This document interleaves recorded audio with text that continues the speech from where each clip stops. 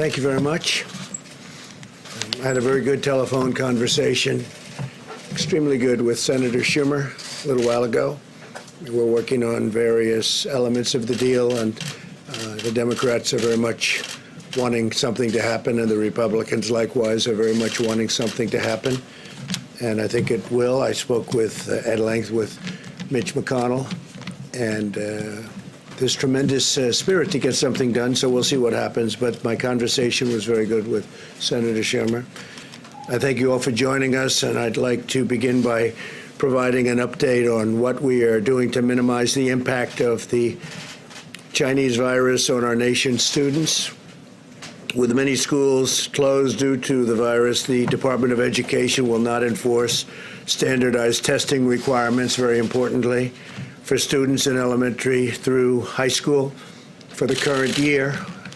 They've been through a lot. They've been going back and forth, schools open, schools not open. It's been all standardized testing, and, it's we're not going to be enforcing that, so I think you can let the people know. I think probably a lot of the students would be extremely happy. Some probably not. The ones that work hard, maybe not, but it's one of those things. Unfortunate, very unfortunate circumstance. We've also temporarily waived all interest on federally held student loans. They'll be very happy to hear that. And I've instructed them to take that action immediately. And today, Secretary DeVos has directed federal lenders to allow borrowers to suspend their student loans and loan payments without penalty for at least the next 60 days. And if we need more, we'll extend that period of time. Borrowers should contact their lenders, but we've given them very strong instructions. So we've temporarily waived all interest on federally held student loans. That's a big thing. That's going to make a lot of students very happy. And we have more to come on student loans, more good news for the students, but we'll do that at a different time. This morning, the Treasury Department also announced that we're moving tax day from April 15th to July 15th. So we're moving it out to July 15th so that people will have time and people will be able to, hopefully by that time, we'll have people getting back to their lives. Families and businesses will have this extra time to file with no interest or penalties. We're getting rid of interest and penalties. However, if you have refunds or credits you would like to claim, you may still file. In other words, you can file early if you are owed money by the IRS. Other than that, we're moving it all the way out to July 15th. No interest, no penalties. Your new date will be July 15th. Today, our team will also provide an update on our continuing effort to prevent the transmission of virus across America's borders. And I watched what's been happening in California with Governor Newsom and this morning with Governor Cuomo, and I applaud them. They're taking very strong, bold steps, and I applaud them. And we're all working together. We're working very closely together, including those two governors. But I would say, based on the call, the media was there. I think we can say that with respect to virtually every governor in that call. I think every governor. We had almost all of them, if not all of them. And I would say that you could see for yourselves that the level of respect and esprit de corps working together was extraordinary. There was nobody angry, nobody upset. We're able to help them, and that's what we're all about. We want to help. We're doing things that a lot of people wouldn't be able to do. But the relationship with governors and states is, I think, very extraordinary, especially under the circumstances where this just came upon us. We're working with Canada and Mexico to prevent the spread of the virus across North America very closely. You heard what we did yesterday with Canada. And Secretary of State Pompeo will be making a statement in a little while having to do with Mexico and the border.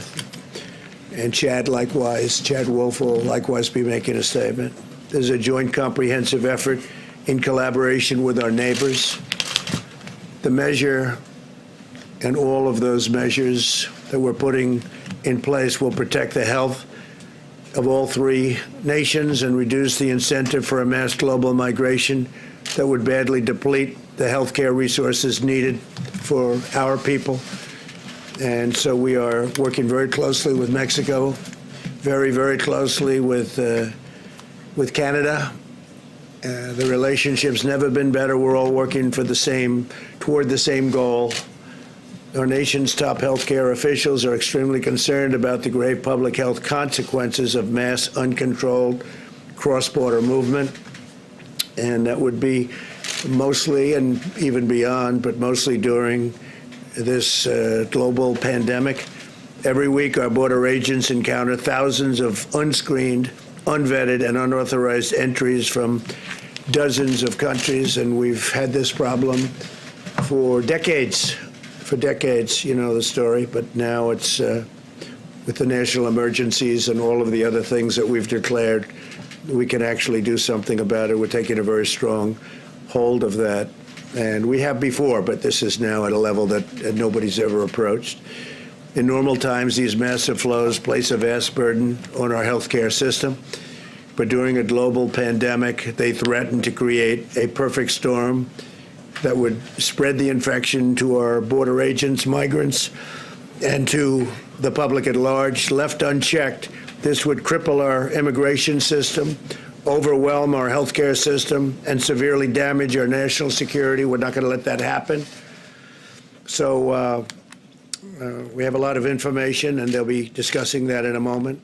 To confront these public health degrees, the Centers for Disease Control and Prevention has decided to exercise its authority under the Title 42 of the U.S. Code to give customers of border protection the tools it needs to prevent the transmission of the virus coming through both the northern and the southern borders. So we're treating the borders equally, the northern border and the southern border. It's being treated, they're both being treated equally. A lot of people say that they're not treated equally. Well, they are.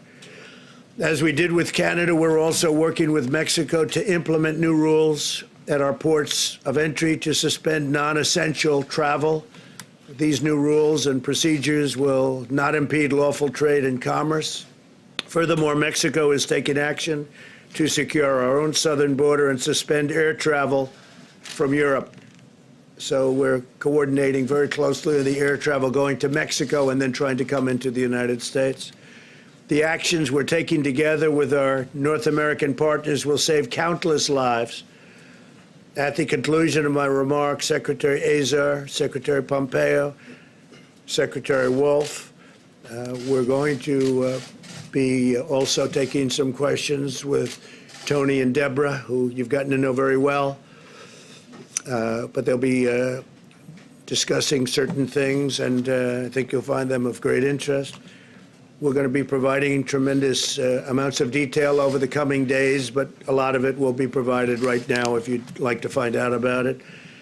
There's been a week of resolute action, tremendous relationships have developed with people that frankly didn't get along, people that didn't like each other. They're now working together and maybe even in some cases learning about each other and liking each other. It's a nice thing. I invoked the Defense Production Act, and last night we put it into gear. We moved the National Response Coordination Center to the highest level of activists. I mean, if you take a look at what we did, the level of activation has been increased to a grade 1 level, which is the highest level. We're providing historic support to small businesses and to the states. The states need support. Normally, they do this themselves, but because of the magnitude of it, the federal government has gotten very much involved in terms of getting the equipment they need. So we're helping them. It's a responsibility they have, but we are helping the states a lot. That's why the governors, I think, in every case have been impressed and very nice. We enacted legislation guaranteeing paid sick leave for workers at no cost to employers. And I think it's very important. So they get paid sick leave at no cost to employers. We're accelerating the use of new drug treatments. We're advancing legislation to give direct payments to hardworking families. Throughout our country, Americans from all walks of life are rallying together to defeat the unseen enemy striking our nation. In times of struggle, we see the true greatness of the American character, and we are seeing that. A lot of people are talking about it. We're at 141 countries from what they're telling me, and some of those countries are really working in a unified manner, and they're working very unified with us, almost, I could say, a good number of them. Doctors and nurses are working nonstop to heal the sick. Citizens and churches are delivering meals to the needy. Truckers are making the long haul to keep shelves stocked. We've been dealing with the big stores and the big chains, Walmart. They've been fantastic, and others. They've all been fantastic. We've made it much easier for them to stock in terms of travel and travel restrictions. We're lifting restrictions so they can get their trucks on time. You're seeing very few empty shelves, and yet the amount of volume that they're doing is unprecedented because people want to have what they have to have, what they feel they have to have. And they're also buying in slightly smaller quantities, which is good because we're not going anywhere. We're going to be here. So I want to thank all of those very great companies for working so well. Americans from every walk of life are coming together. And thanks to the spirit of our people, we will win this war. And we're winning, and we're going to win this war. America will triumph, and America will rise higher than ever before. We'll be stronger than ever before. And we've learned a lot. We've learned a lot. We've learned a lot about relying on other countries. And I can say that I think in both a very good and a very bad way. Some good things came out of it, and some not so good things came out of it. So I'd like to move now to invite our team to provide information on the new measures to prevent viral spread at our borders. And I'll start by asking Secretary of State Pompeo to speak. He's doing a fantastic job, and like everyone else, he's been working very, very long and very, very hard, and he's doing the other more normal jobs of a great Secretary of State, but he got tied into this like everybody else, and he's been really doing a fantastic job. Mike, please.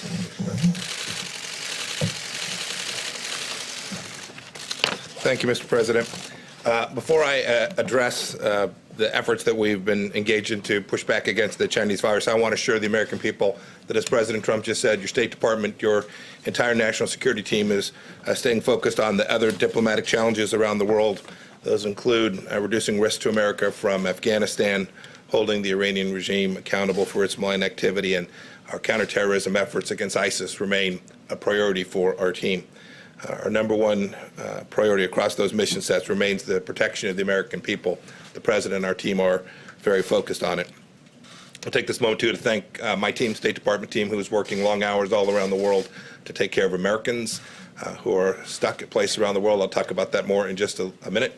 You've all seen Dr. Birx with me, State Department official who's doing great work, but I want to give a shout out to all of the State Department team here in Washington and around the world that are working overtime to help us push back against this pandemic. Under the President's leadership this week, we've taken two important steps. First, as President Trump announced on Wednesday, the United States and Canada jointly agreed to restrict all non-essential traffic across our border. This decision goes into effect tonight at midnight. The restrictions will be reviewed after 30 days, and they exclude traffic and movement across the border for work or other essential reasons. We're grateful to have such an outstanding friend to the north who is committed, as we are, to defeating this virus. I also want to announce today that the United States and Mexico have agreed to restrict non-essential travel across our shared border. Both our countries know the importance of working together to limit the spread of the virus and ensure that commerce that supports our economy continues to keep flowing.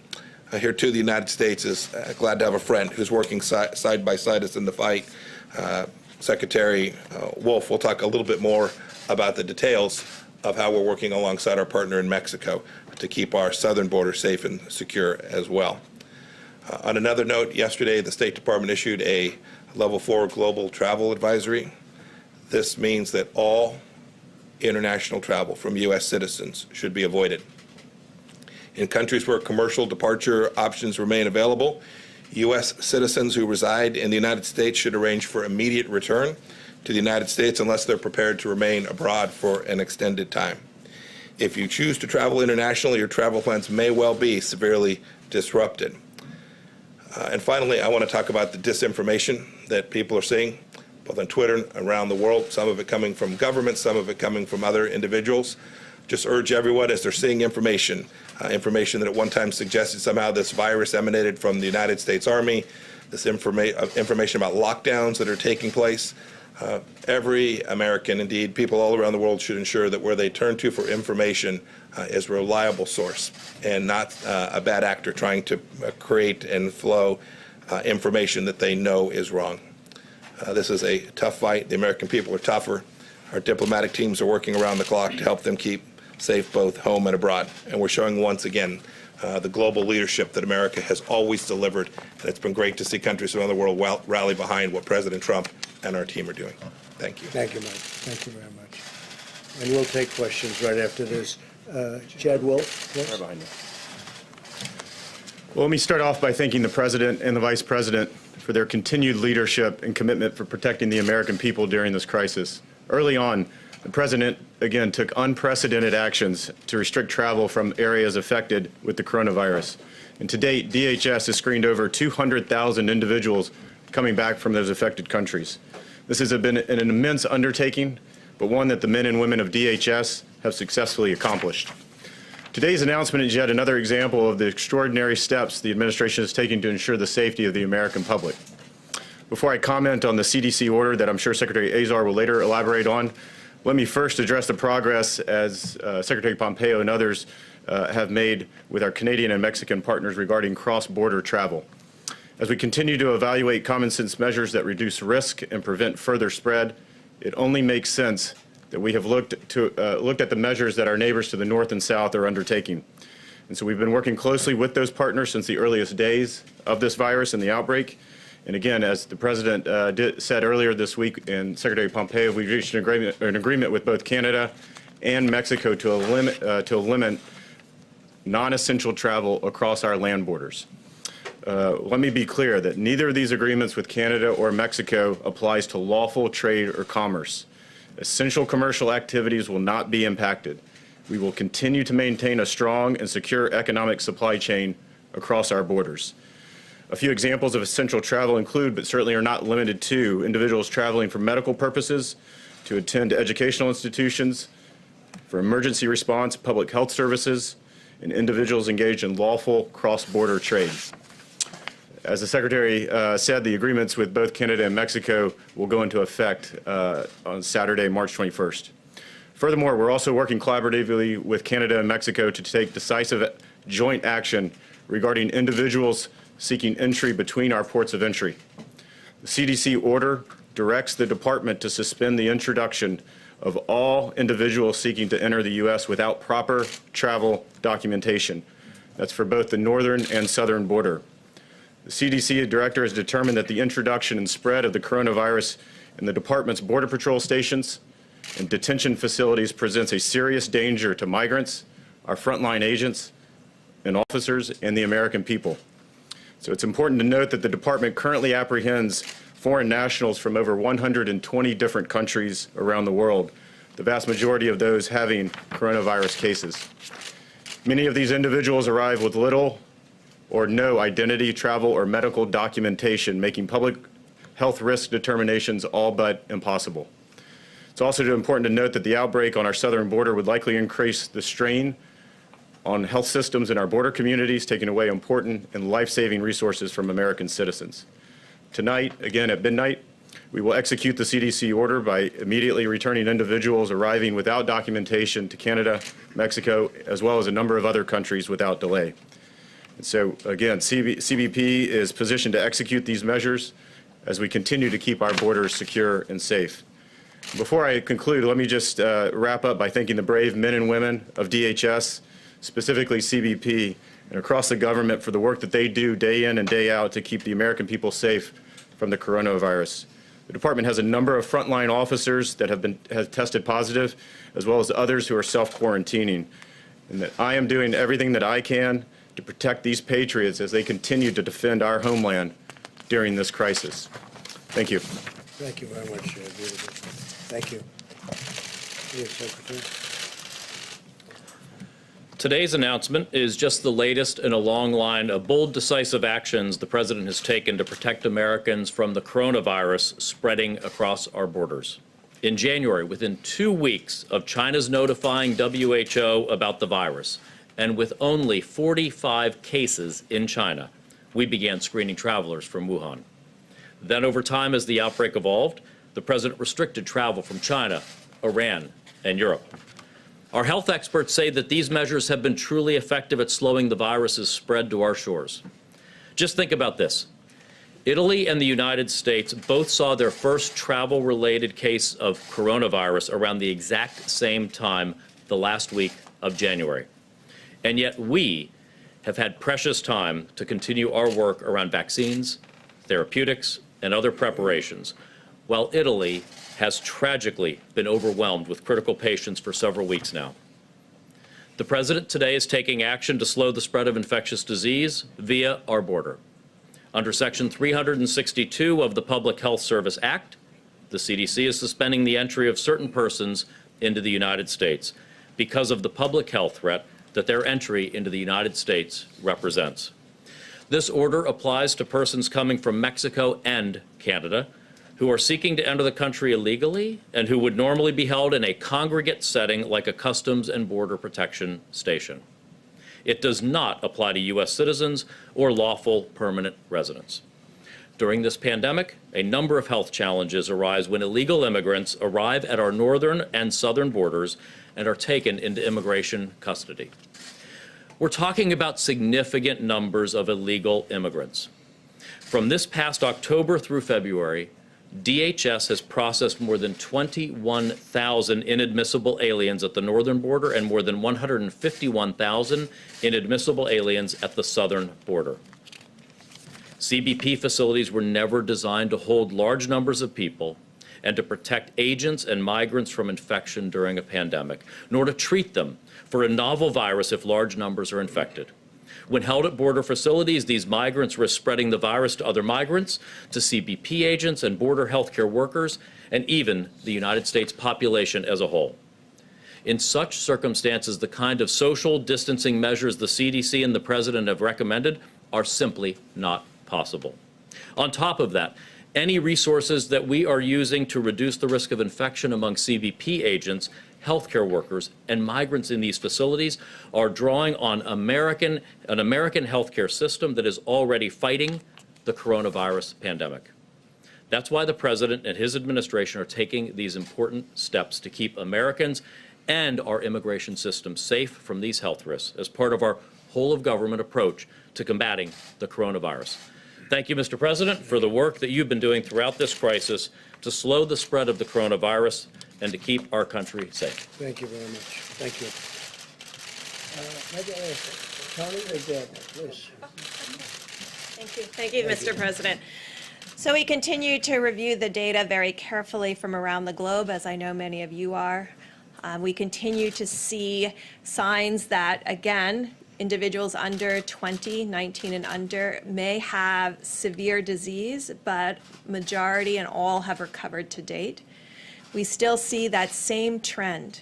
And frankly, from Italy, we're seeing another concerning trend, that the mortality in males seems to be twice in every age group of females. This should alert all of us to continue our vigilance to protect our Americans that are in nursing homes. This requires all of the community, and when you see the sacrifices that many Americans have made, the sacrifices that the service industry has made to close their restaurants, close their bars, and so that the spread is discontinued, and then you really understand how all of Americans must make the same sacrifice. We continue to ask you to follow the presidential guidelines of no groups coming together of more than 10.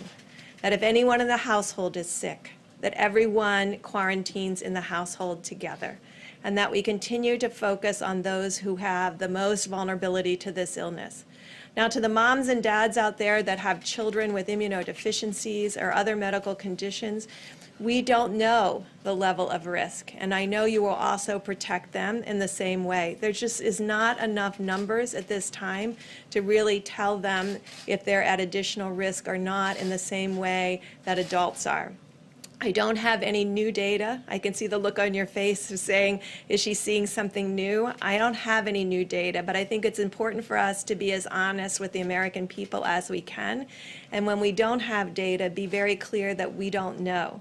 Finally, no one is immune. I sometimes hear people on radio or others talking about, I'm immune to the virus.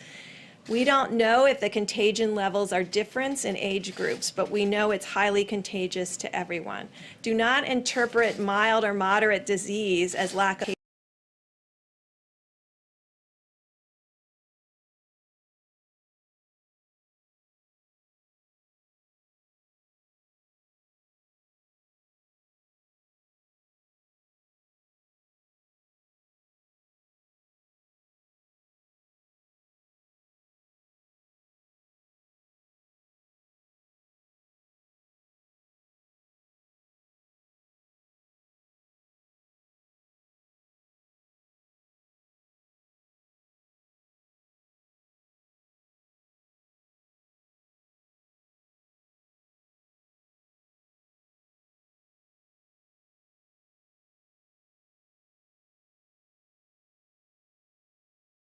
Thank you very much, Mr. President. I just want to underscore a couple of things that I've said a few times to this group. You may recall that just a week ago or so, I said the two pillars, the two elements of our capability to contain the infection and the surge of infections in this country rely on two things: keeping infections from coming from without in. We've been very successful in doing that with China and with Europe. Now we have the northern and southern border issues. There's a fundamental public health reason for doing that, because we cannot be preventing people from coming in from one area when they can actually go into the other. So that's an important reason. Understand that there's a public health reason for doing that. The second thing I think is really important is what happened in New York today, what Governor Cuomo mentioned about an hour ago, some rather strong issues that have been addressed with his recommendations, not recommendations, essentially orders. Now, we have a group of recommendations and guidelines that are applicable to the entire country. You know them. We've been over them. Yet there are places, regions, states, cities in this country that are being stressed much, much more than the country as a whole. Clearly, one of them was Washington. Another one was California. Governor Newsom made some very important, difficult decisions. Today, Governor Cuomo did the same thing. And I want to say I strongly support what he's doing. And one thing, as a New Yorker myself, for those of you who haven't figured out from my accent that I'm from New York, as a New Yorker, I know what New Yorkers can do. We're tough. I was in New York City on September 11th, 2001, and I know what the New Yorkers can do. So please cooperate with your governor, cooperate with your mayor. It's very important. Thank you. Thank you, Tony. That's great. Thank you, Mr. President. The White House Coronavirus Task Force met this morning. We continue at the President's direction to bring the full resources, not just of the federal government, but in full partnership with our state governments, businesses around America, and a partnership with the American people to respond to the threat of the coronavirus. And I know I can speak on behalf of the President with confidence when I say how inspired we are by the way the American people and American businesses are coming together to help defeat this virus in our country. Millions of Americans are putting into practice the President's 15-day guidelines, and we encourage everyone, even those that are not in areas with significant outbreak, to review these guidelines over the next week and more and put them into practice, and you'll continue to do your part. Later today, we'll be talking with manufacturers around the country, and the President and I continue to be inspired by the way American industry is stepping forward. We have businesses around the country that are literally volunteering to retrofit plants to help us meet the needs of our healthcare workers and our healthcare system in confronting the coronavirus. As the President mentioned yesterday, following his decision to put FEMA in the lead, the emergency declaration, we actually met with all the nation's governors from the FEMA National Response Coordination Center. The President and I, our entire team at the federal level, couldn't be more grateful for the efforts of all of our governors in implementing the guidance that is being issued not only from our task force, but also in taking strong measures in their own communities to protect their citizens. We want to urge every American to heed your local authorities, listen to their guidance, and also do your part to slow the spread. We reiterated to all of the governors that the President, by putting FEMA in the lead, will continue to implement a plan that is locally executed, state managed, and federally supported that puts the health of America first. We have received a report today, as the President mentioned, on our legislative team on Capitol Hill. We're working with Republicans and Democrats at this very hour to pass an economic recovery package that the President described, and we hope to see the Congress act on that early next week. On the subject of supplies, we continue to make steady progress on testing. Thanks to the President's involvement of commercial labs, the public and private partnership, more and more Americans are being tested every single day. And tomorrow, Admiral Gua and FEMA will update the American public on the status of testing and our support of state-based testing efforts that are literally expanding by the hour. On the subject of medical supplies, we continue at the President's direction to pursue every means to expand the supply of personal protective equipment for the extraordinary and courageous healthcare workers that are ministering to the needs of people impacted by the coronavirus. We have a policy of procuring, allocating, as well as conserving the resources that we have in our system. And now that the President worked with the Congress to make industrial masks fully available for hospitals to be able to purchase, to be able to use as protective equipment, we're more encouraged than ever about the availability of those important N95 masks to our healthcare facilities. And over this weekend, we'll be announcing a major procurement from the federal government of N95 masks as well. We're also encouraged that we're finding new alternatives to increase the supply of ventilators.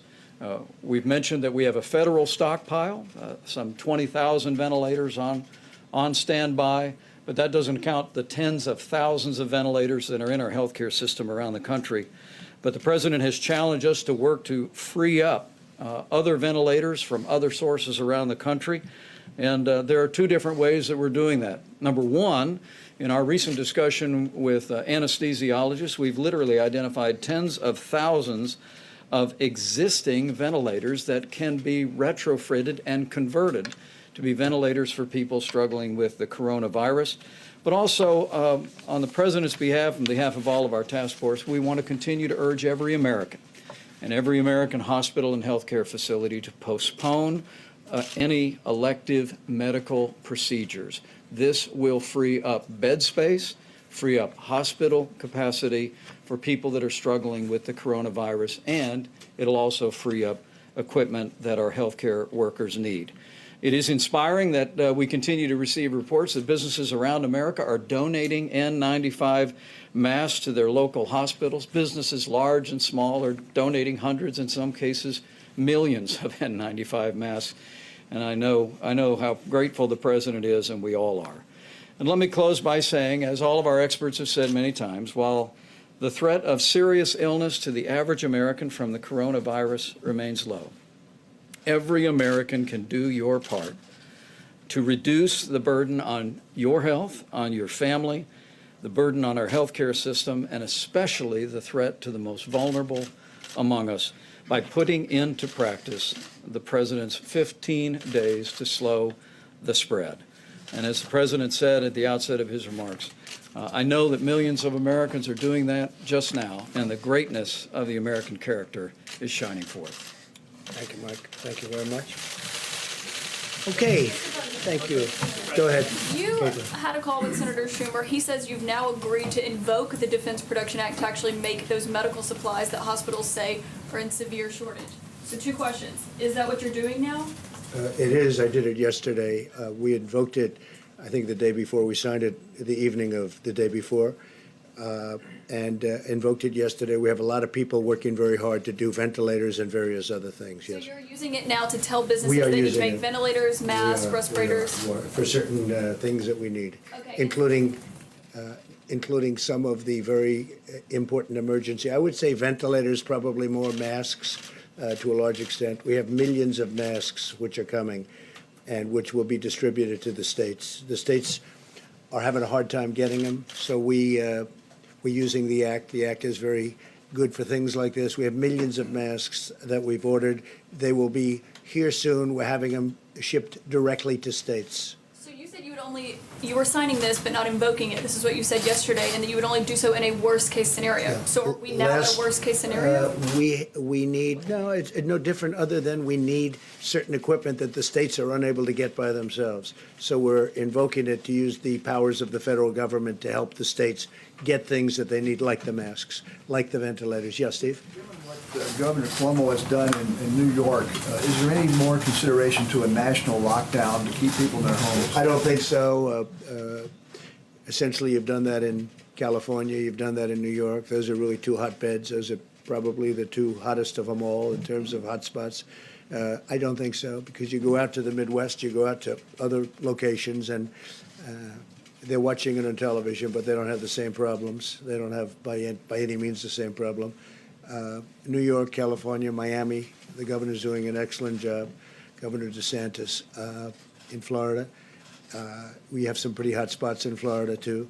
But we're and the state of Washington, of course. But that was largely, if you look at it, it was one nursing home that had problems like you wouldn't believe. So no, we're working with the governors, and I don't think we'll ever find that necessary. We're about a week into your 15-day guidelines. Are you happy with the progress? Would you like to see? I am happy. I am happy with it. We'll have to see what the results are at the end of 14 days, let's say. We'll know by the 15th day to see what we do. But I'm certainly honored by the way the American people are working, because it's work. It's work not to work. This is the first time this has ever happened. And we're working out a tremendous financial package for them so they don't work. Who ever heard of this? Usually you work out a financial package to get people working. We're asking people not to work. Social distancing, a new term that's become probably the hottest term there is. So, no, I'm very honored by the way the American people are taking this, I mean, so seriously. Yes, John? Mr. President, a question for you and a question for Dr. Fauci, if I could. There's been some concern among Democrats on Capitol Hill that the Phase 3 fiscal stimulus is weighted too much in favor of corporations and not enough in terms of individuals. What did your conversations with Senator Schumer yield on that front? Well, I think that really all of that is being discussed right now. We talked about, as an example, buybacks, stock buybacks. I don't want to have stock buybacks. I don't want people spending. I don't want some executive saying we're going to buy 200,000 shares of stock. I want that money to be used for the workers and also for the company, to keep the company going, but not for buybacks. I would, I mean, I haven't spoken to a lot of the Republicans or Democrats on it. We discussed it, and I don't like buybacks. I didn't like them the first time. Are you and Senator Schumer? So we're on the always same discussing. page? We're discussing that. We're discussing many Are things. you on the same page with Senator Schumer? We're not so far away. I'll tell you, we're not very far away. And to Dr. Fauci, if I could. Dr. Fauci, as was explained yesterday, there has been some promise with hydroxychloroquine, this potential therapy for people who are infected with coronavirus.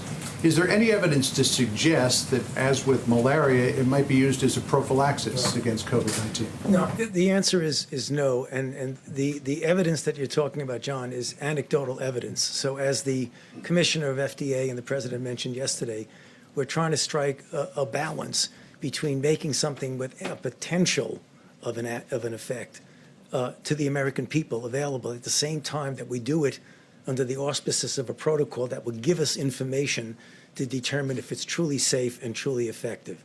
But the information that you're referring to specifically is anecdotal. It was not done in a controlled clinical trial, so you really can't make any definitive statement about it. President, on that on those therapies? I think without seeing too much, I'm probably more of a fan of that than maybe than anybody. But I'm a big fan, and we'll see what happens. And we all understand what the doctor said is 100% correct. It's early. but I've seen things that are impressive, and we'll see. We're going to know soon. We're going to know soon, including safety. But, when you get that safety, this has been prescribed for many years for people to combat malaria, which was a big problem, and it's very effective. It's a strong drug. So we'll see. Fairly effective against SARS. It was, as I understand that, is that a correct statement? It was fairly effective on SARS. John, you've got to be careful when you say fairly effective. It was never done in a clinical trial. They compared it to anything. It was given to individuals and felt that maybe it worked. So Was there anything to compare it to? well, that's the point. Whenever you do a clinical trial, you do standard of care versus standard of care plus the agent you're evaluating. That's the reason why we showed back in Ebola why particular interventions worked. Sir, on that topic. Mr. President. About the possible therapies, yesterday, Mr. President, you said that they were for, quote, immediate delivery, immediate. We heard from we're ordering, yes, we have millions of units ordered. Bayer is one of the companies, as you know, big company, very big, very great company. Millions of units are ordered, and we're going to see what happens. We're going to be talking to the governors about it, and the FDA is working on it right now. The advantage is that it has been prescribed for a totally different problem, but it has been prescribed for many years, and everybody knows the levels of the negatives and the positives. But I will say that I am a man that comes from a very positive school when it comes to, in particular, one of these drugs. And we'll see how it works out, Peter. I'm not saying it will, but I think that people may be surprised. By the way, that would be a game changer. But we're going to know very soon. But we have ordered millions of units. It's being ordered from Bayer, and there is another couple of companies also that do it. For clarity, Dr. Fauci said there is no magic drug for coronavirus right now, which you would agree. I guess on this issue, I think we only disagree a little bit. Sorry. I disagree. Maybe and maybe not. Maybe there is, maybe there isn't. We have to see. We're going to know. Is it possible that your impulse to put a positive spin on things may be giving Americans a false sense of hope? No, I don't think so. Misrepresenting the preparedness right now. No, I don't think so. I think that I think it's got the not yet approved drug. Such a lovely question. Look, it may work and it may not work. And I agree with the doctor what he said. May work, may not work. I feel good about it. That's all it is, just a feeling. I'm a smart guy. I feel good about it. And we're going to see. You're going to see soon enough. And we have certainly some very big samples of people. If you look at the people, you have a lot of people that are in big trouble. And this is not a drug that obviously, I think I can speak from a lot of experience because it's been out there for over 20 years. So it's not a drug that you have a huge amount of danger with. It's not like a brand new drug that's been just created that may have an unbelievable monumental effect, like kill you. We're going to know very soon. And I can tell you, the FDA is working very hard to get it out. Right now, in terms of malaria, if you want it, you can have a prescription. You get a prescription. And by the way, and it's very effective. It works. I have a feeling you may, and I'm not being overly optimistic or pessimistic. I sure as hell think we ought to give it a try. I mean, there's been some interesting things happened and some good, very good things. Let's see what happens. We have nothing to lose. You know the expression? What the hell do you have to lose? Okay? So what do you say to Americans? Nearly 200. I'll just follow up. Nearly 200 dead. What do you say to the Americans who are scared, though? I guess nearly 200 dead, 14,000 who are sick, millions, as you witnessed, who are scared right now. What do you say to Americans who are watching you right now who are scared? I say that you're a terrible reporter. That's what I say. Go ahead. I think it's a very nasty question, and I think it's a very bad signal that you're putting out to the American people. The American people are looking for answers, and they're looking for hope. And you're doing sensationalism, and the same with NBC and Comcast. I don't call it Comcast. I call it Concast. Let me just tell you for whom you work. Let me just tell you something. That's really bad reporting. And you ought to get back to reporting instead of sensationalism. Let's see if it works. It might and it might not. I happen to feel good about it, but who knows? I've been right a lot. Let's see what happens, John. Can I get back to the science and the logistics? You're going to be ashamed of yourself. The units that were ordered, are they for clinical trials or are they for distribution to the general patient population? We are going to, as I understand it, We are going to be taking samples in New York. Governor Cuomo very much is interested in this drug, and they are going to work on it also after they get a certain approval. We're waiting for one final approval from the FDA. We'll see what happens. But we'll use it on people that are not doing great, or even at the beginning of not feeling Sort well. of fall under the. And John, what do we have to modified lose? auspices. So this was sort of. Wait, John, it's been out there for so long. We hear good things. Let's see. Maybe it works and maybe it doesn't. I understand all that. I'm just thinking of the application here. So that would be under sort of a modified compassionate access? We're doing that, I guess, and that's what it's called, yeah. Yes. I would like Dr. Fauci, if you don't mind, to follow up on what the president is saying. Should Americans have hope in this drug right now? And sir, I would like to follow up on Peter's question here. Could you please address Americans in this country who are scared right now? This is a very valid concern that people have. No, there really isn't that much of a difference in many respects with what we're saying.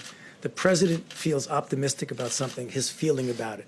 What I'm saying is that it might be effective. I'm not saying that it isn't. It might be effective, but as a scientist, as we're getting it out there, we need to do it in a way as while we are making it available for people who might want the hope that it might work, you're also collecting data that will ultimately show that it is truly effective and safe under the conditions of COVID-19. So there really isn't different. It's just a question of how one feels about it. Is there any reason to believe it's not safe? Well, certainly as a drug, any drug, John, has some toxicities. The decades of experience that we have with this drug indicate that the toxicities are rare and they are, in many respects, reversible. What we don't know is when you put it in the context of another disease, whether it's safe. Fundamentally, I think it probably is going to be safe. But I like to prove things first. So it really is a question of not a lot of difference. It's the hope that it will work versus proving that it will work. So I don't see big differences here. I agree. Sir, your message to Americans who are working at home, who have their children in their homes right now, who are homeschooling, doctors who say they don't have the masks they need to do their jobs, your message to them. My message to the American people is that there is a very low incidence of death. You understand that. And we're going to come through this stronger than ever before. If you get it, if you happen to get it, it is highly unlikely. It's looking like it's getting to a number that's much smaller than people originally thought in terms of the ultimate problem, which would be death. My message to the American people is, number one, you've done an incredible job. Incredible what you've gone through. It's been incredible. It wasn't their fault. It wasn't their fault. It wasn't the fault of 140 other countries where this has happened. And there is tremendous hope. And I think we're going to come out stronger, better, bigger in every way. I think we're going to be a better country than we were before. And we learned a lot. We learned on reliance, who to rely on, who not to rely on. But our country has been incredible, the way they pulled together, including the fact that I just spoke to Senator Schumer. We had a wonderful conversation. We both want to get to a good solution. But it's been really, for me, watching and seeing people that weren't speaking, getting along well, because we all have one common aim, and that's to get rid of this invisible enemy, get rid of it fast, and then go back to the kind of economy that we had, and maybe even better. Yeah, please, in the back. No, in the back, please. Mr. President, I have two questions, if you'll indulge me. The first question is, many small businesses are concerned that they have weeks, not months, and are worried about how long it'll take. We're going to be helping them a lot. We're going to be focused, a big focus, and including my conversation with both Mitch and with Chuck, a big focus of that conversation with small businesses, because they are really the engine behind our country, more so than the big ones. They are the engine behind our country. Second, if I may, sir, are you concerned about members of Congress that may have used information they learned on updates to sell stocks and profit off of this? I'm not aware of it. I saw some names. I know all of them. I know everyone mentioned Dianne Feinstein, I guess, and a couple of others. I don't know too much about what it's about, but I find them to all be very honorable people. That's all I know. And they said they did nothing wrong. I find them, the whole group, very honorable people. Yeah, please. Mr. President, so the whole group, would include Richard Burr, the head of the Intelligence Committee, and it also would include Senator Kelly Loeffler. And so the question is whether or not they should be investigated for that behavior. Well, it also includes Dianne Feinstein, a Democrat. You didn't mention her name. Why didn't you mention her name? And I think she's a very honorable person, by the way. So I'm not saying, but it's interesting that you mentioned two people, but you don't mention one that happens to be a Democrat. Any senator, should they be I don't know, because I'd investigated have for to this look at it, possibly, but I find them to be honorable people, yeah. You said the other day you see yourself as a wartime president right now, leading the country through this pandemic that we're experiencing. Do you really think, going off on Peter, going off on a network is appropriate when the country is going through something like this? I do, because I think Peter is, I've dealt with Peter for a long time. And I think Peter is not a good journalist when it comes to fairness. But he's asking for your message to the country. Oh, I think it's a You went good off on message, Peter. because I think that the country has to understand that there is indeed, whether we like it or not, and some of the people in this room won't like it, there's a lot of really great news and great journalism, and there's a lot of fake news out there. And I hear it all, and I see it all, and I understand it all because I'm in the midst of it. So when somebody writes a story or does a story on television, and I know it's false, I know it's fake, and when they say they have 15 sources have said, and I know there's no sources, they're just making it up. I know that, and I call Peter out, but I call other people out too. And, this is a time to come together, but coming together is much harder when we have dishonest journalists. It's a very important profession that you're in. It's a profession that I think is incredible. I cherish it. But when people are dishonest, they truly do hurt our country. Yeah, in the back. Please, go ahead. Mr. President, China has been in communication with the United States and also WHO about coronavirus Right, since that's true. January. That's and true. the U.S. shut its border to travelers from China on February the 2nd. Also, Wuhan has been in lockdown since January the 24th. And this all happened almost 2 months ago. Why did you still say if you could have known it earlier? And also, you have been calling coronavirus. Well, I have to say this. We have, and I can speak for myself, but I have a very good relationship with China and with President Xi. I have great respect for President Xi. I consider him to be a friend of mine.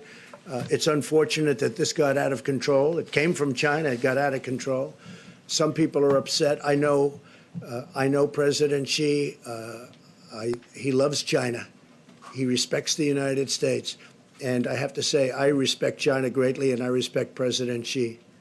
Okay. Coronavirus. Can I ask more about stock buybacks? Many of the airlines and Boeing did stock buybacks. Is this a deal breaker for you in this? No, but I never liked stock buybacks from their standpoint. When we did a big tax cut, and when they took the money and did buybacks, that's not building a hangar, that's not buying aircraft, that's not doing the kind of things that I want them to do. And we're now talking about buybacks. We didn't think we would have had to restrict it because we thought they would have known better. But they didn't know better. In some cases, not in all cases, obviously. Some people did an incredible job. They built plants all over the country. I mean, you'd see what's happened. I mean, we were doing, until this invisible enemy appeared, we never had an economy like this. But there were some companies that used that money to buy back stock, driving up the price of the stock artificially in many cases. I don't like that. I don't like it. And as far as whether or not we'll have that, allow them, when we give them money, because we have to keep these great companies in business because of the workers, frankly, for the most part, because of the workers. The workers are my number one concern. But the way we take care of the workers is we have to keep the companies going. I am fine with restricting buybacks. In fact, I would demand that there be no stock buybacks. I don't want them taking hundreds of millions of dollars and buying back their stock, because that does nothing. Yeah, please. Thank you very much. One for Dr. Fauci, and then hopefully one for you. Sure. And one thing, Secretary of State Pompeo is extremely busy, so if you have any question for him right now, could you do that? Because you know what I'd like to do? I'd like him to go back to the State Department, or as they call it, the Deep State Department, if you don't mind. I'd like to have him go back and do his job. So does anybody have any question? Please. Mr. Secretary, can I ask you? Go ahead, you want to call somebody? Yeah, how about you? Only for the secretary. The exemptions on work travel, can you define that? Is all work, anyone with a work visa can still cross the border? Can you define what, like, the measures that you're taking? It's a great question. We're working, we're very real concerned about H-2A visas, in particular agricultural workers that need to get across. We're going to make sure that we do everything we can to keep that part of our economic lifeblood working between our two countries. DHS and the State Department will work together. We want to make sure and keep commerce between Canada, the United States, and Mexico alive, functional, and prepared for the day that this economy bounces back like we expect that it will. Mr. Secretary, the Mexican government has not announced any travel ban on Europe. Where have you been in touch with them as to when they're going to do this and what it is that they're telling you? And then a second question, they also are telling us and said in a press conference this morning that they will not take back any non-Mexican citizen. Any other third parties will have to, we don't know what will happen to them. So can you address what will happen to those third country immigrants that you are saying that will not be allowed to enter the U.S. and Mexico is saying that they will not be allowed to stay in Mexico either or sent back from the U.S.? If I may, I'll take the first one and then Chad, I'll give you the second one. With respect to travel into Mexico from outside, I spoke with Foreign Minister Ebrard a couple of times about this. I'm very confident we're going to get to a really good place that protects the Mexican people and the American people from those who might be traveling into places where we've got designations, the Schengen zone from China, so that they're not coming into Mexico and then coming into the United States. I'm very confident we'll do that, and we'll make that announcement shortly together. And again, as we implement the CDC's order, again, we're going to take a number of individuals that cross the border illegally and repatriate them or remove them quickly back to Mexico, back to the Northern Triangle, and back to any other country. So we're going to do that in a rapid fashion. We'll continue to work with Mexico to make sure that Mexican nationals go back as well as other populations. But are you sending Guatemalans back to Guatemala or Cubans back to Cuba? What would you do with those third countries that are not Mexicans? So we're doing all of the above. We're going to be sending, again, individuals back to Mexico, individuals back to the Northern Triangle countries, Cuba, Haiti, all of the, again, 122 different nations that we see nationalities that come across that border. We'll be sending them back individually to their countries, but also working with Mexico to send additional populations back there as well. And just to put it, when you said, before you said the non-Mexicans going to Mexico, we're not sending them to Mexico. We're sending them back to their own countries, not to Mexico. Why would Mexico take people that aren't from Mexico? We're sending them back, in the case of Guatemala, Honduras, El Salvador, a lot of other countries, they go back to the country from where they came. Okay, and Mike, please. Secretary Pompeo, on the issue of disinformation, is there any particular locus for this disinformation, or is it diffused? It's pretty diffused, unfortunately, but we've certainly seen it come from places like China and Russia and Iran, where there are coordinated efforts to disparage what America is doing in our activity to do all the things that President Trump has set in motion here. Other than what you're doing this morning, what are you doing to fight back? Lots of things, lots of work. One of the things we want to make sure is the American people go to trusted sources for that information. But we've made clear, we've spoken to these countries directly that that they need to knock it off, that we don't approve of it. And then there are a handful of other things we're engaged in to make sure that the right information is out there and accurate information is given. This idea of transparency and accurate information is very important. It's how we protect American people from something like this ever happening again. Mr. Secretary, the Peace Corps volunteers. You want the American people to be coming to trusted sources of information. Does it undermine you at all when the president stands up here and he attacks news outlets calling us untrustworthy? Somebody else have a question? The Peace Corps volunteers the Peace Corps volunteers. Secretary. Please. In terms of Americans who find themselves stranded in places where there are no longer flights to get back to the United States, what efforts are being made to help them? I appreciate that question. So we're doing lots of things. We've had a couple places in particular, Peru and Morocco. I think we've had the first 2, maybe 3 now flights out of Morocco. We're going to work to get people back. We're urging individuals when they can get back on their own. They traveled there on their own. When they can get back there on their own, they ought to try to do that. But we have a team stood up at the State Department, the Repatriation Task Force, that is working each of these instances. So we've heard from individuals, members of Congress, We're trying to get Americans back from these places where air travel has been disrupted. And we'll get that done over time. We'll get it done Do successfully. you have any sense of how big that problem is? Is there any sense of just how big that problem is? How many people? We don't know the full scale of it yet, but we think we have the largest number identified, and we're working. If there are those who are watching that are someplace, and you can go on the State Department website, you can log into, I think it's step.gov. You can go STEP and log in, and we'll track it, and we'll try to get everybody back just as best we can. Secretary, how long are these border restrictions likely to last along the south and north borders? Well, they'll last as long as we need to do it to protect the American people from the virus. I couldn't tell you how long it's going to last. Have you determined whether Iran is responsible for that rocket attack last week? So maybe we shouldn't say that. So let me just get back to you on the answer to that. And what we can say with certainty is this: we've made clear all along that the Iraqi Shia militias are funded, trained, equipped by the Iranians, and we've urged the Iranians not to do that, and we've told the Iranians that they will be held responsible for those attacks when they threaten American lives. The Peace Corps volunteers, the Peace Corps volunteers that are in 60-plus countries, have they all been returned? I don't know if they're all back or not yet. I know that they were directed to come back. I know that most of them are back. I couldn't tell you if we have all of them back yet. And then Secretary Esper's not here, but to get tests to the troops in Iraq and Afghanistan, are you able to give us a progress report on the status of that, if they're all able to get tests? I don't know the answer to that. I know we have State Department officials, too, who are concerned, want to make sure we get them tests, our team as well, and we're working on that. We've had significant success on that to date. There are a few places we've not been able to get them, but we will. We'll get them there. Secretary Pompeo, how exactly are you going to get those Americans back, and do you have any plans to get the military involved in that? We're going to use all the tools we can. These first efforts are combined commercial, private flights that will fly in, bring them back to a destination here in the United States. So we'll do that. There are some that will travel back other ways as well. And we've worked with the Department of Defense to say where there is space available, we'll be able to bring them back on those flights as well. It's a whole government effort to make sure we get them back. They're going to help us every place they can. Secretary Nesper, I've talked about it a couple times. Thank you, Secretary. Question on Iran again. Is there any consideration to relax some sanctions on Iran during the coronavirus crisis instead of being particularly hard hit? That's an important question. The whole world should know that humanitarian assistance into Iran is wide open. It's not sanctioned. We've offered to provide assistance to the Iranians as well. I talked with Dr. Tedros from the World Health Organization about this. We're doing everything we can to facilitate both the humanitarian assistance moving in and to make sure that financial transactions connected to that can take place as well. There is no sanction on medicines going to Iran. There's no sanctions on humanitarian assistance going into that country. They've got a terrible problem there, and we want that humanitarian medical healthcare assistance to get to the people of Iran. But the sanctions themselves, no movement.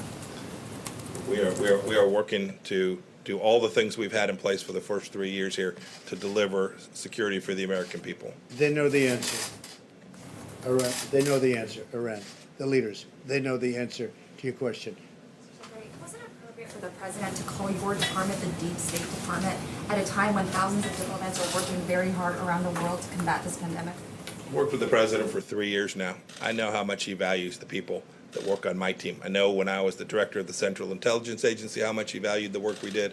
I know that he watches our team, Dr. Birx, all the team that's working to push back against this virus, to keep America safe. I know how much he values them. What a good answer. Yes, go ahead. Mr. President, can I ask a question? Mr. President, Very true, too. Go ahead. Mr. President, No, behind you.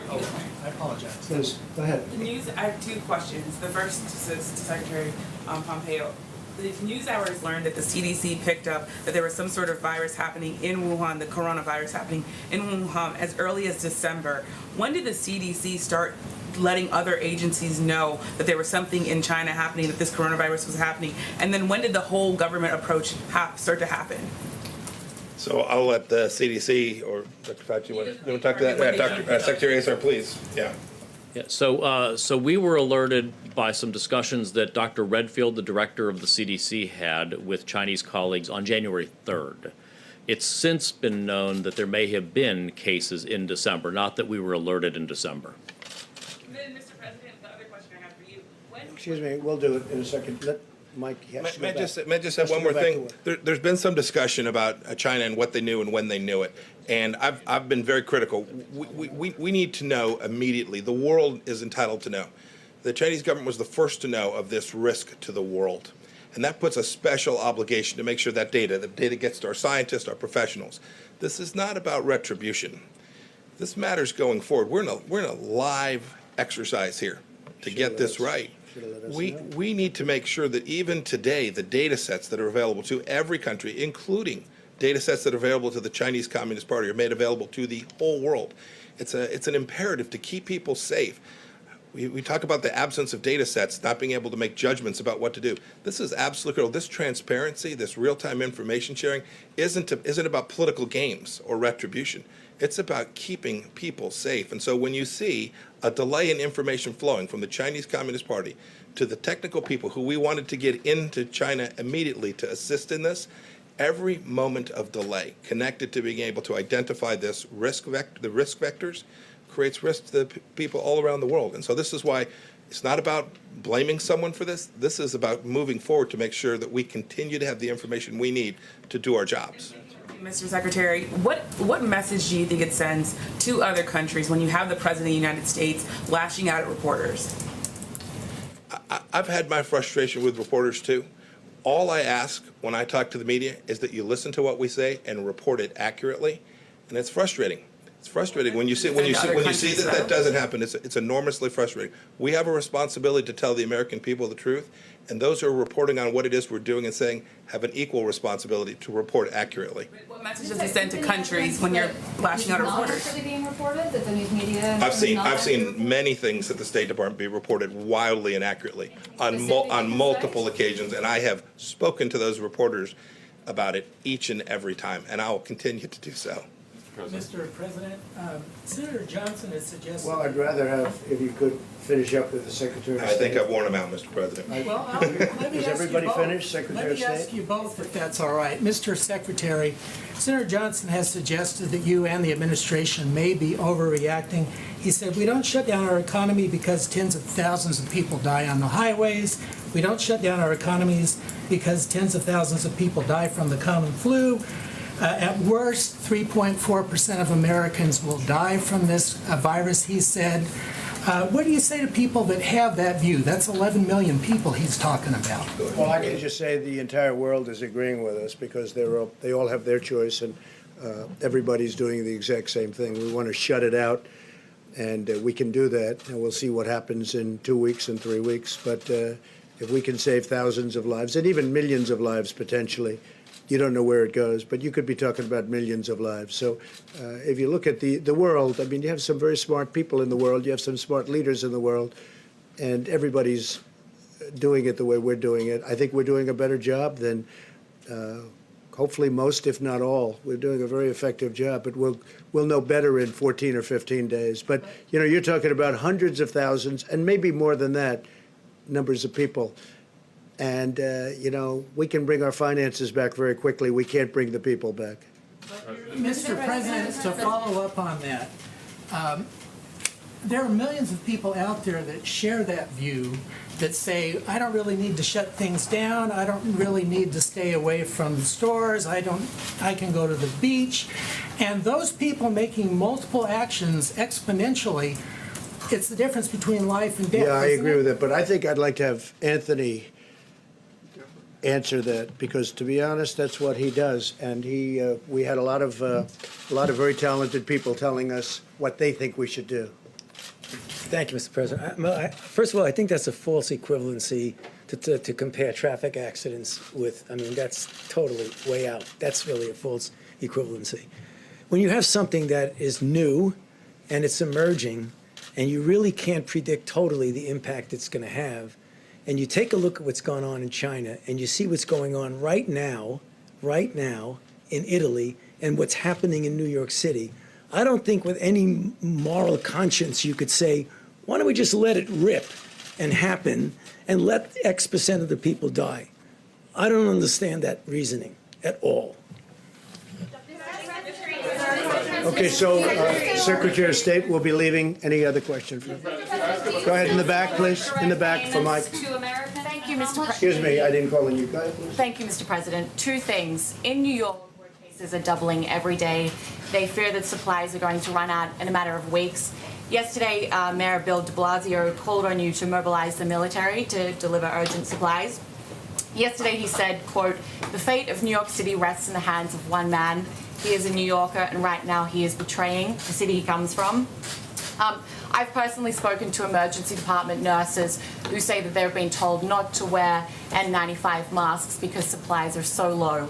So how do you respond to those remarks by Mayor de Blasio? Well, I just think this. And doctors looking to when will those supplies arrive? I'm not dealing with him. I'm dealing with the governor, and the governor agrees with me, and I agree with him. So far, we've been very much in sync. I guess they're not agreeing with each other necessarily, but the relationship with New York, I love New York. I grew up in New York, as you probably have heard, and the relationship's been very good. And I think government and the governor have been getting along incredibly well with the federal government. Okay.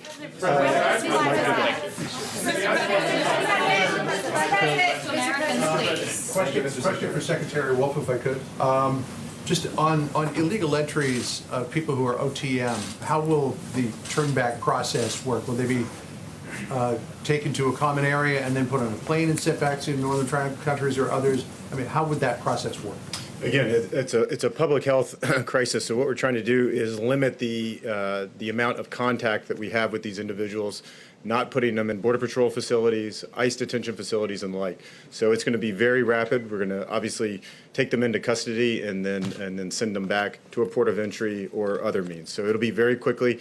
It won't be the 6 or 7 or 10 days that we currently have. It'll be much more rapid. But if they are OTM, will they be taken to an airfield That's nearby? correct. Or? That's correct. And sent back over? Absolutely. Anybody? Mr. President, who has Mr. President, the checks to Americans, the bill as proposed creates sort of tiers of checks for incomes. Do you believe philosophically that makes sense? Well, I believe in a lot of things. I want to get workers' money, and whichever way, the best way to get it. And I want to keep the businesses open, too, because without the businesses, they're not going to be getting money for very long. But we're going to be talking. As it's written, is there enough, or do you want to see it If there's juiced not, we'll up? do something later, I'm sure. I'm sure we'll do Mr. President, the Wall Street analysts are predicting that unemployment numbers could skyrocket next week. By some analysts, say as many as 3 million people applying for unemployment, which would be a historic number in a one-week spread. So is a $1,000 check going to cut it? Is that going to be We're enough? not talking about a $1,000 check. We're talking about much more than that. We're also talking about doing phases. If this doesn't work, we're going to keep doing until we get it going. And frankly, once we get the economy back, and once this enemy is defeated, the invisible enemy, as I call it, once it's defeated, we get the economy back, it's going to all come back to us very quickly. It comes back very quickly. We have a tremendous economy. We do numbers like no other country has ever done before. #1 in the world, if you go back 2 weeks, and still, obviously, but if you go back 2 weeks, #1 in the world by far. That money comes back to us very rapidly. We want to keep it, we want to have it so that when we, not if, but when we win the war with the invisible enemy, when we win it, these companies can immediately start, not that they have to start rebuilding, which takes a long time. Steve? You're confident that those are jobs that'll come back if someone applies for unemployment next week? What projections for job losses in March and April are you hearing? Well, we're looking at different numbers. We have a best case and a not best case, but the big thing is to defeat the virus. Once that virus is defeated, Steve, I think everything else falls in place very rapidly. I think you're going to have a tremendous upswing. A lot of people agree with me. If you look at your stock market geniuses, and some of whom are not geniuses, but they think they are, a lot of people think that I'm right about that once we defeat the virus, I think you're going to have a very steep, like a rocket ship, it's going to go up, and everything will be back. And I really believe we're going to be stronger than ever before. Yeah, go ahead. Mr. President, on the issue of supplies, you've told governors to try to find whatever supplies they can on their own. Absolutely. But some of them are now saying when they go to try to buy them, they're being outbid by the federal government. Well, you heard my news conference yesterday. So it's not, that was sort of yesterday's news. No, that does happen because they want to buy supplies. We want to buy as a backup to them in case they can, and sometimes that will happen. But regardless of who gets them, when they need them, we're getting them to them. Now, we're doing the Production Act. We're doing it very much, and we have a lot of things cooking right now at a high level. Remember this, nothing like this has ever happened before. Over 140 countries. And you have supply chains that are broken down for two reasons, because they can't supply that much and because people are sick and they can't be on the chain. So you have a lot of interesting things all over the world. You have supply chains that broke down because of the illness and also because of the quantity. But we're getting it ordered, we're getting it done, and if you just have to look. Some of you were at the call yesterday where I spoke with the governors, almost all of the governors, and every one of them was very impressed with what we've done. Go ahead, in the middle, please. There are reports saying that the Labor Department has told states not to disclose their unemployment numbers. Do you agree with that decision? I'd have to talk to him. I would have to talk to him. Just one more clarifying question, if I could. On the EPA, I just want to be clear. Are you saying that the administration is requiring these industries to create these products, or just asking? You know, so far we haven't had to. It's an amazing thing that happened. We're getting calls from automobile companies. We're getting calls from other companies saying they have plant capacity. They want to make ventilators. They want to make other things. We are literally being besieged in a beautiful way by companies that want to do the work. They want to do the job. They want to help us. They want to help our country. So we haven't had a problem with that at all. President, how do you help out states and localities that are trying to bid on things like ventilators and other items that are being outbid by the Well, when they call us, they let us know. If there's a conflict, they will call us and we will drop our bid because we want them to go first because their point of sale. So we've had 4 or 5 instances where literally that was happening because, you know, we're both trying to get stock. And if we're going against, they will call us. The smart ones, frankly, will call us, and we will immediately, we want them to buy it because it gets to them quicker if they buy it. Okay? Do they know that they're We're really there. They know that, and it's happening more and more where they're calling and they're saying we're bidding against each other. They want to get it. They'll get it much quicker that way. Go ahead, please. Mr. President, a question for Secretary Azar. There are labs across the country that don't have the testing supplies they need. What specific actions is the administration taking? I tell you what.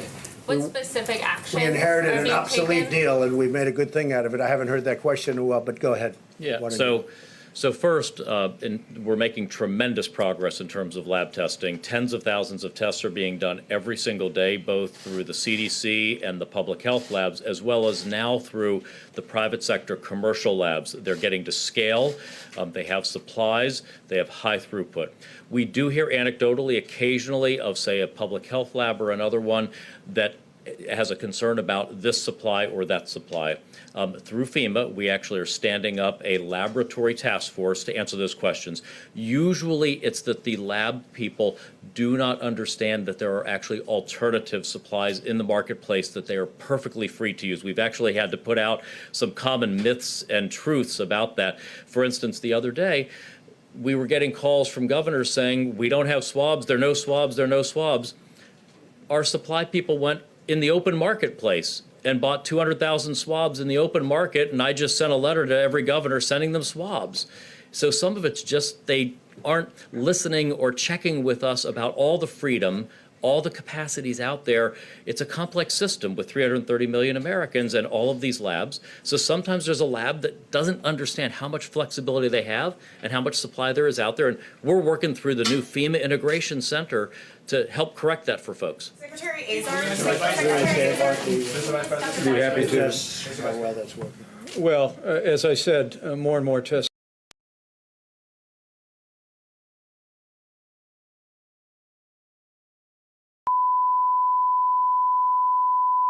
This is the primary audio circuit for the Reuters live service.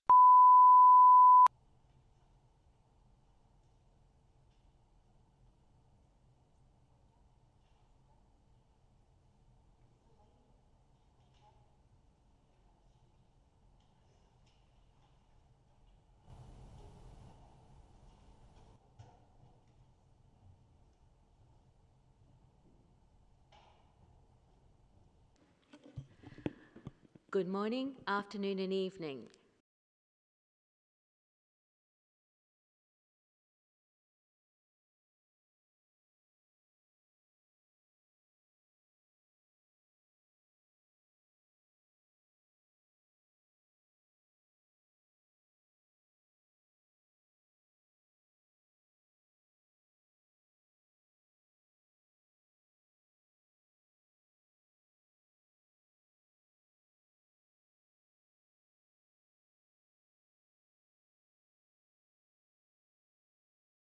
elsewhere. Mr. Vice President, you're the head of the task force. You've seen the numbers. You've spoken to average Americans. You're a former governor. What do you say to Americans right now who are watching and who are scared? I would say do not be afraid, be vigilant. All the experts tell us that the risk of serious illness to the average American for the coronavirus is low. But we need every American to put into practice the President's coronavirus guidelines, 15 days to slow the spread, because the coronavirus is about 3 times more contagious than the flu, according to our best estimate. And you can contract the coronavirus, have very mild symptoms, if any, not even be aware that you have it, and expose someone who is vulnerable to a very serious health outcome. That's the reason why we're encouraging people to avoid groups of more than 10, to not eat in restaurants, but to use drive-thrus, to wash their hands on a regular basis.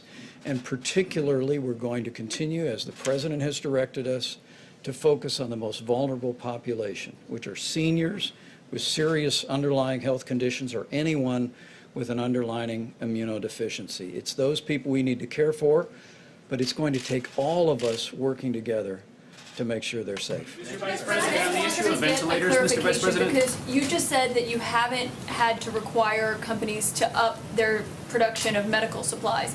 But you said last night you invoked the DPA. I'm confused. When we need something, because of the act, when we need something, we order something. And as you know, 2 days ago, I invoked the act, which was a big step. I'm not sure that it had been done before, certainly not very much. And when we need something, we will use the act. What has happened is, before we even go out, many, many companies, great companies in a totally different business are willing to do things and make things, because that's what they do. They make product. They're willing to make product for us, medical product, that we need very badly for the states, that the states can't get, they haven't been able to get. And you know, most of the states, in no way did they do anything wrong. They were stocked up. They were all equipped. Unfortunately, they've never had a thing like this. So they need help from the federal government. But you haven't actually directed any this is important. You haven't actually directed any companies to start making more ventilators or masks, right? I have, yes. I have. A lot. And they're making a lot of ventilators, and they're making a lot of masks. Go ahead, please. Go ahead.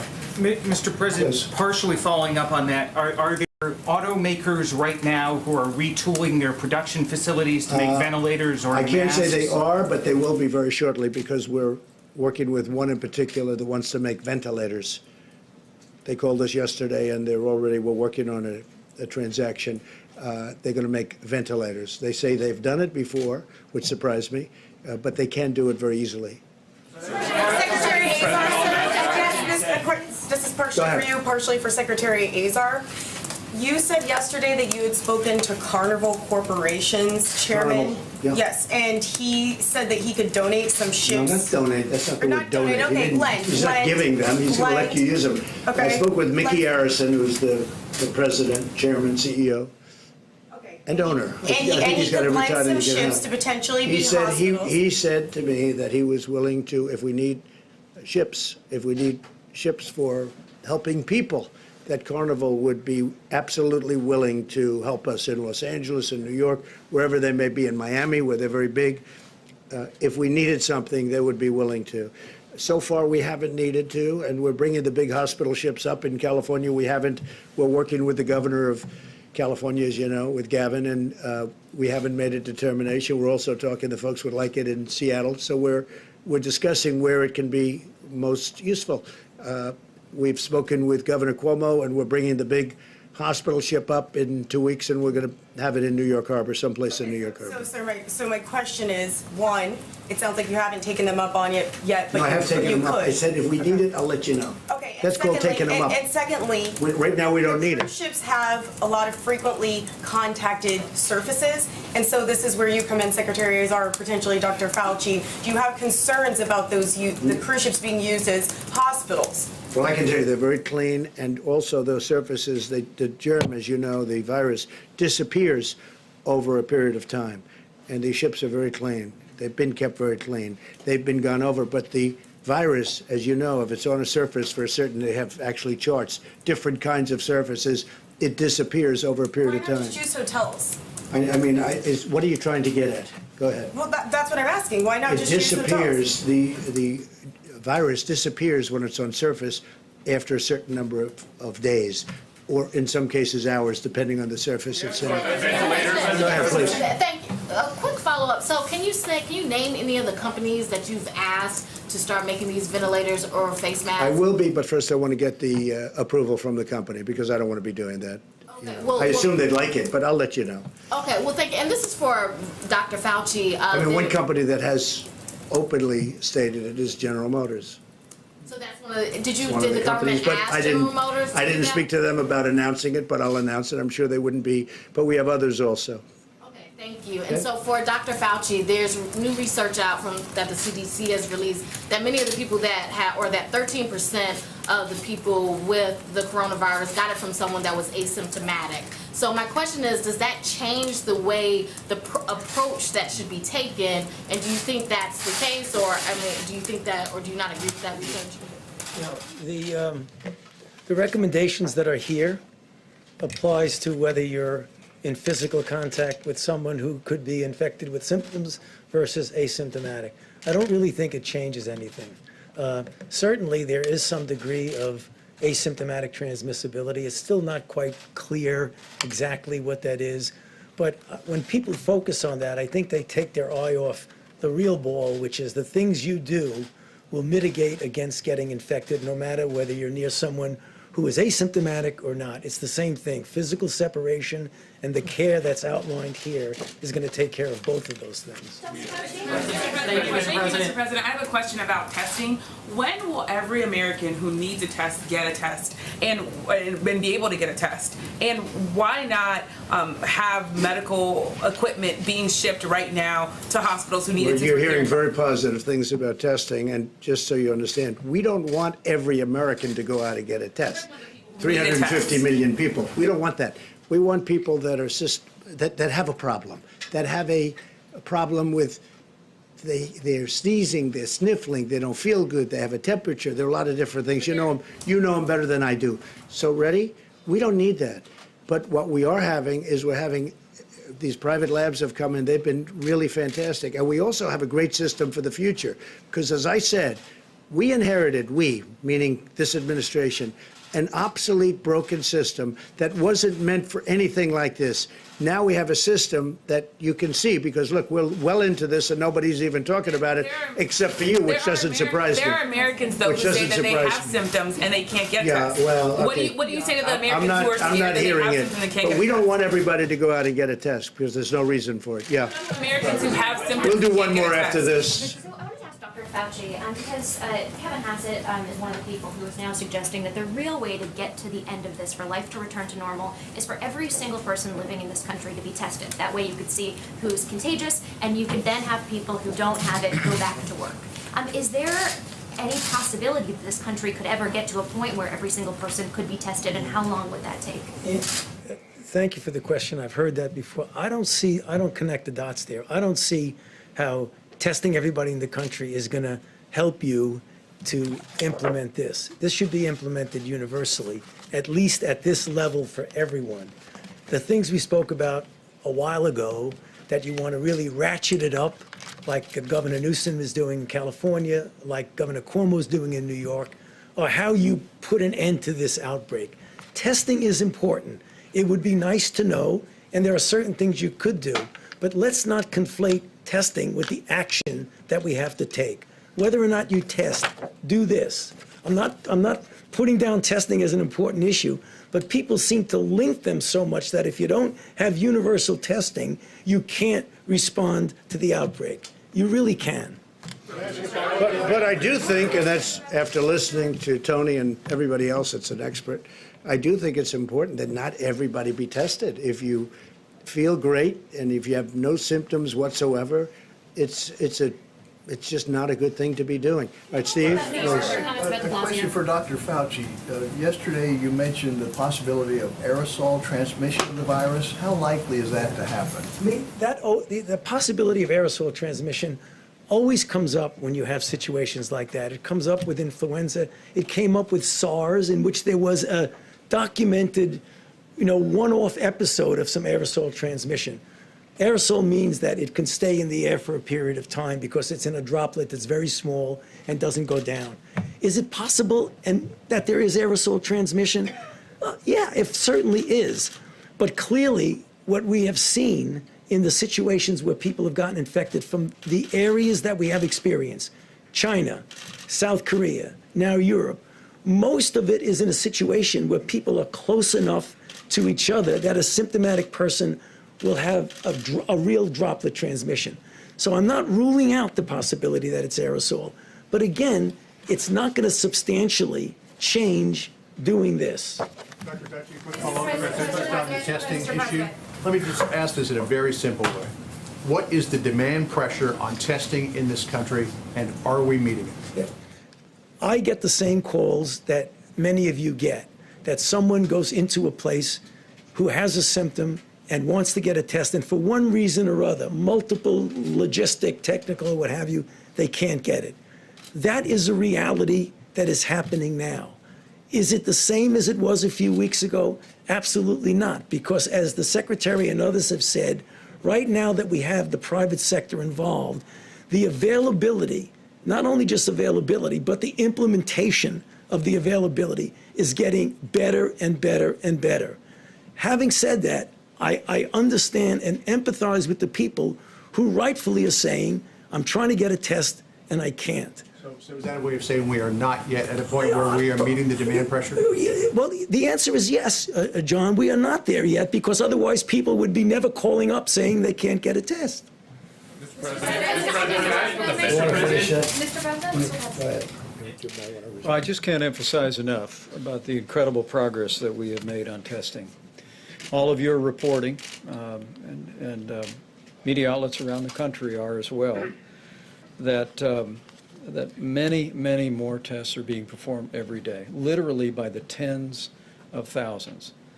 And this has only been made possible because several weeks ago the President brought in the commercial labs, these enormous companies, Quest and LabCorp, working with companies like Roche and Abbott Laboratories and Thermo Fisher, and said, we have this existing system of state laboratories and the CDC processing tests for certain infections. But given the magnitude of this outbreak, the President apprehended early on that it wouldn't be enough to meet the need. And I just want every American to know that literally hour by hour, in partnership with these extraordinary commercial labs, we are making more and more tests available every day. We'll detail the way that we're working with states to distribute those tests. We've obviously focused on states that have been dealing with the most serious outbreaks of coronavirus: Washington State, California, New York, and others. We've been making sure the tests are in those areas, working closely with those governors. But I think the American people should be encouraged at the progress that we are making. Tomorrow we'll take some time to detail that progress for you, but I would say to any American who might be concerned that they have symptoms, as the President said so well, we don't want every healthy American to get a test. But if people feel that they have symptoms that they identify with the coronavirus, call your doctor. Their doctor can call their state health authorities that can work very closely with our entire team through HHS and FEMA and work to identify the more and more tests that are available every day. Just so you know, just for the probably 100th time, this administration, inherited an obsolete, broken, old system that wasn't meant for this. We discarded that system, and we now have a new system that can do millions of people as you need them. But we had to get rid of a broken old system that didn't work. It worked only on a very limited basis. And we're very proud of what we've done. It's incredible what we've done.